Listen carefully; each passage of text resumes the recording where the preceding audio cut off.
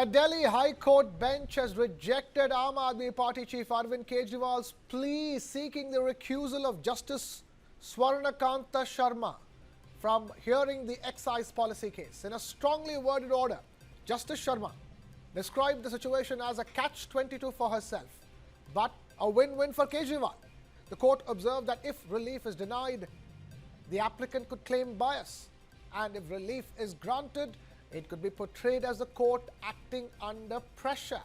Justice Sharma made it clear that recusal must be based on law, not on perception or narrative, and rejected all pleas seeking her withdrawal. Addressing allegations of conflict of interest, the judge said merely having relatives in the legal profession does not establish bias unless a direct link to the case is proven. She also underlined that repeated allegations do not become truth and that judicial decisions cannot be influenced by public or social media pressure. Calling recusal an abdication of duty, the court stressed that the judiciary must stand firm to protect institutional integrity. With this order, the bench will continue to hear the excise policy case, keeping the high-profile legal battle firmly in focus.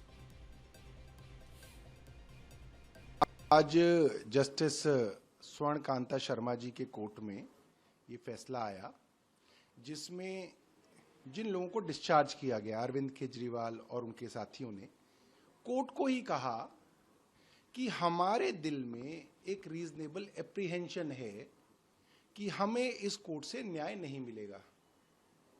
और अरविंद केजरीवाल जी ने अपने 10 point बताया कि भाई ये मुख्य कारण है कि इसलिए मेरे दिल में एक एप्रीहेंशन है। कोर्ट ने कहा ये सारी की सारी एप्रीहेंशन जो है गलत हैं, आपको यहीं से न्याय मिलेगा, मैं ही न्याय दूंगी और वो न्याय देंगी। देखिए, मैं ये भी कहना चाहता हूं कि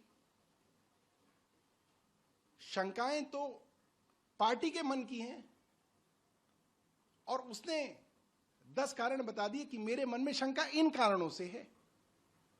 जज साहिबा कह रही है नहीं, तुम्हारी शंका गलत है, मैं ही सुनूंगी, मैं ही न्याय दूंगी। तो भाई अगर ऐसा है तो ठीक है। जो तर्क केजरीवाल रख रहे थे वो इतने बचकाने थे कि कोई भी साधारण आदमी इस बात को समझ सकता है कि न्यायालय के निर्णय को प्रभावित करने के लिए आप वीडियो बनाएंगे, आप खुद बहस करने की नौटंकी करेंगे, फिर उन वीडियो को अपलोड करेंगे, तो आप क्या साबित करना चाहते हैं? न्यायालय या न्याय किसी व्यक्ति की पावर से डायरेक्ट नहीं होता है। और आज माननीय न्यायाधीश ने जो निर्णय दिया है, मैं उस निर्णय का स्वागत भी करता हूं और अपने संविधान को नमन भी करता हूं कि उन्होंने